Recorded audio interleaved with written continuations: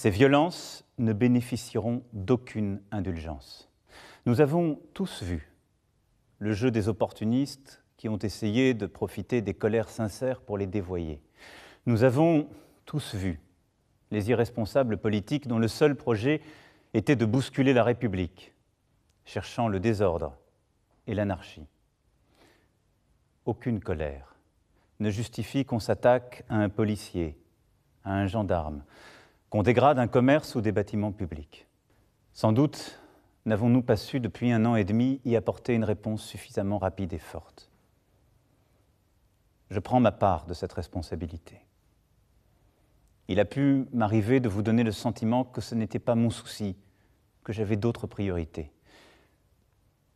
Je sais aussi qu'il m'est arrivé de blesser certains d'entre vous par mes propos.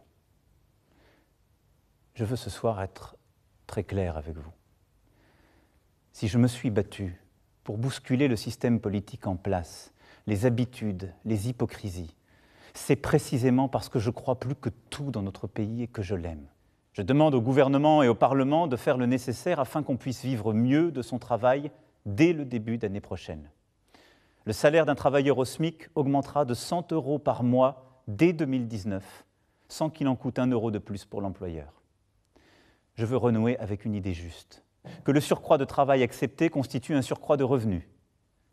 Les heures supplémentaires seront versées sans impôt ni charge dès 2019. Et je veux qu'une vraie amélioration soit tout de suite perceptible. C'est pourquoi je demanderai à tous les employeurs qui le peuvent de verser une prime de fin d'année à leurs employés. Et cette prime n'aura à acquitter ni impôt ni charge. Les retraités constituent une partie précieuse de notre nation. Pour ceux qui touchent moins de 2 000 € par mois, nous annulerons en 2019 la hausse de CSG subie cette année. C'est d'abord l'état d'urgence économique et sociale que je veux décréter aujourd'hui.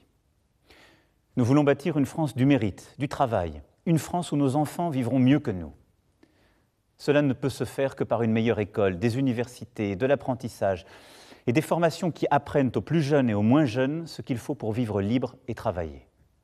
Nous ne reprendrons pas le cours normal de nos vies, comme trop souvent par le passé dans des crises semblables, sans que rien n'ait été vraiment compris et sans que rien n'ait changé.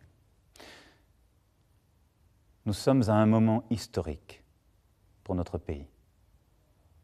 Par le dialogue, le respect, l'engagement, nous réussirons.